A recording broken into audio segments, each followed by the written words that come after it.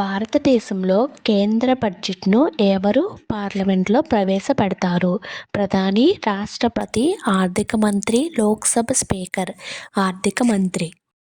Budget 2026 ఏ రకమైన budget? రాష్ట్ర budget, railway budget, కేంద్ర బడ్జెట్, గ్రామీణ బడ్జెట్. కేంద్ర బడ్జెట్. కేంద్ర బడ్జెట్ 2026ను సాధారణంగా ఏ నెలలో ప్రవేశపెడతారు? జనవరి, ఫిబ్రవరి, మార్చ్, ఏప్రిల్. ఫిబ్రవరి. బడ్జెట్ 2026 ప్రధానంగా ఏ కాలానికి సంబంధించినది? 2025-26, 26-27, 24-25, 27-28. 26-27. బడ్జెట్ 2026లో ప్రభుత్వం ఎక్కువగా ప్రాధాన్యమిచ్చే రంగం ఏది? వ్యవసాయం, విద్య, ఆరోగ్యం, మౌలిక వసతులు, పైవన్నీ. బడ్జెట్లో పన్ను రేట్లు మార్పులు ఏ పన్నుకు సంబంధిస్తాయి? ఆదాయ పన్ను, కార్పొరేట్ పన్ను, జీఎస్టీ, పైవన్నీ. బడ్జెట్లో వ్యయ భాగాన్ని ఏమని అంటారు? Capital receipts, revenue receipts, government expenditure, fiscal policy. Government expenditure.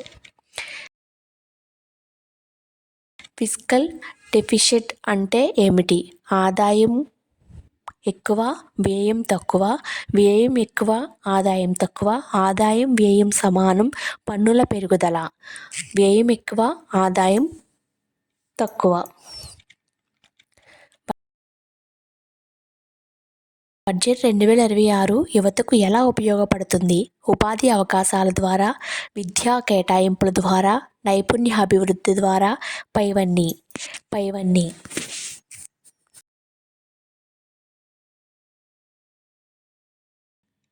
2026-27 ఆర్థిక సంవత్సరానికి ప్రభుత్వం అంచనా వేసిన మొత్తం వ్యయం ఎంత?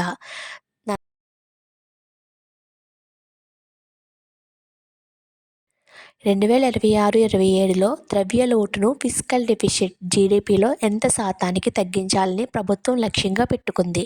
4.5%, 4.4%, 4.3%, 5.1%. 4.3%.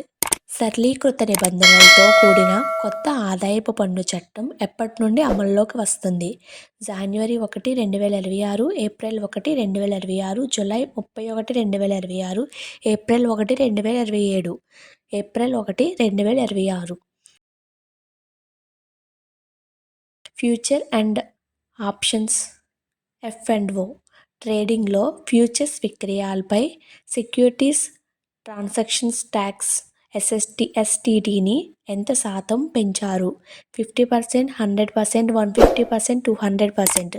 150%. విదేశాల్లో విద్య మరియు వైద్య ఖర్చుల కోసం పంపే నిధులపై TCS ట్యాక్స్ కలెక్టెడ్ అట్ సోర్స్ని 5% నుండి ఎంతకు తగ్గించారు? 2%, 3%, 1%, 0%. 2%. 2026 బడ్జెట్లో పేర్కొన్న 3 కర్తవ్యాలు. దీనిలో మొదటి కర్తవ్యం దేనికి సంబంధించినది? డిజిటల్ మౌలిక సదుపాయాలు, ఆర్థిక వృద్ధిని వేగవంతం చేయడం మరియు కొనసాగించడం, రక్షణ రంగం బలోపేతం, వ్యవసాయ సబ్సిడీలు. ఆర్థిక వృద్ధిని వేగవంతం చేయడం మరియు కొనసాగించడం. MSME క్లస్టర్లను పునరుద్ధరించడానికి ఎంత బడ్జెట్ కేటాయించారు? 5,000 కోట్లు, 10,000 కోట్లు, 15,000 కోట్లు, 20,000 కోట్లు. 10,000 కోట్లు. పర్యాటక రంగాన్ని ప్రోత్సహించడానికి ప్రవేశపెట్టిన కొత్త డిజిటల్ ప్లాట్ఫామ్ పేరు ఏమిటి?